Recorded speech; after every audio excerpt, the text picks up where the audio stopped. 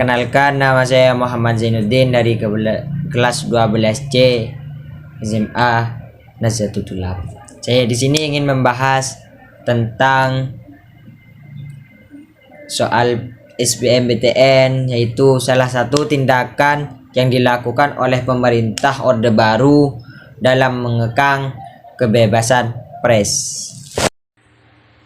Orde Baru ialah sebutan masa pemerintahan Republik Indonesia yang kedua, yakni Soeharto. Orde Baru adalah sebuah tatanan norma masa bernegara yang dimana kehidupan rakyat bangsa dan negara Indonesia harus diletakkan kembali kepada pelaksanaan Pancasila dan UUD 1945 secara konsekuensi dan murni. Pasalnya, pemerintahan Indonesia sempat terancam diganti dengan paham komunis. Hal ini dapat kita lihat pada peristiwa pemberontakan G30S atau PKI dan pemerintahan Orde Baru yang menitik keberat pengembalian Pancasila Undang-Undang 1945 sebagai ideologi dasar negara Indonesia.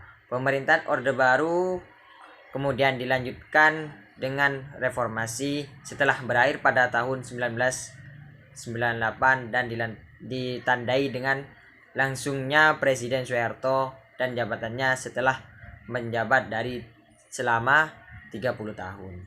Jadi pengertian Orde Baru adalah masa pemerintahan Soeharto. Kelebihan Orde Baru ialah di zaman Orde Baru di situasi politiknya lebih stabil kalau dibandingkan pemerintahan sebelumnya, yaitu Orde Lama atau era pemerintahan Presiden Soekarno. Bayangin aja saat Orde Baru Lama udah terjadi pergantian kabinet sebanyak 9 kali. Emangnya kenapa kalau situasi politik lebih stabil?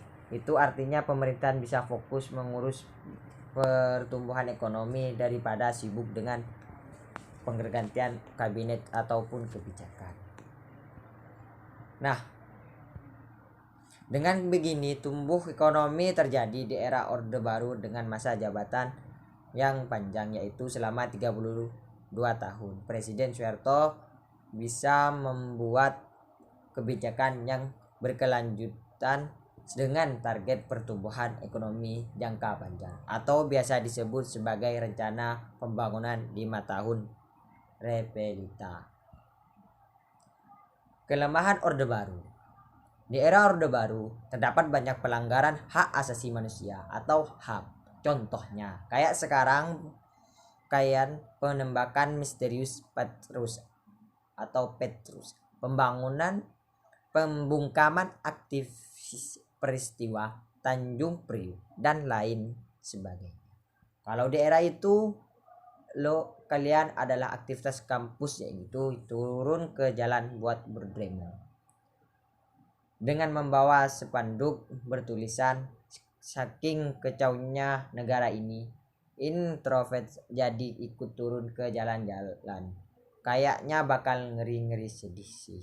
Selain itu, pemerintahan di era ini terkenal dengan korupsi atau kolusi dan nepotisme atau KKN. Kalau punya posisi OKS di pemerintahan pada Orde Baru, ini semua urusan lancar jaya. Nah, tadi gue sempat bilang kan, saya kalau terjadi pertumbuhan ekonomi di era ini, masalahnya pembangunan hanya terpusat di Pulau Jawa. Kalau sekarang banyak orang yang pengen mengadu nasib di Jakarta, mungkin ini salah satu penyebab ketidaksetaraan pembangunan. Dalam soal tadi pembahasannya seperti ini yang saya bahas ini. Perbedaan media massa di era Orde Baru atau Orba kerap terjadi, terutama saat media yang bersangkutan memberitakan hal yang bertentangan dengan kebijakan yang dikeluarkan pemerintahan yang dipimpin Soeharto pada masa itu. Pembedalan media massa yang dilakukan perubahan pelanggaran penyiaran yang menghentikan penerbitan dan peredaran atau penyiaran secara paksa atau melawan hukum. Alasan dilakukan peredaran ini terkait pemberitaan di media yang bersangkutan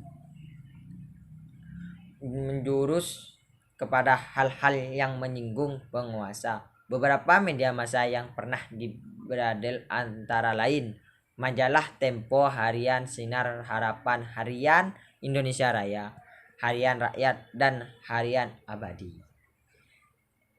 Sekian pembahasan dari saya. Kurang lebihnya saya mohon maaf. Assalamualaikum warahmatullahi wabarakatuh. See you by next time.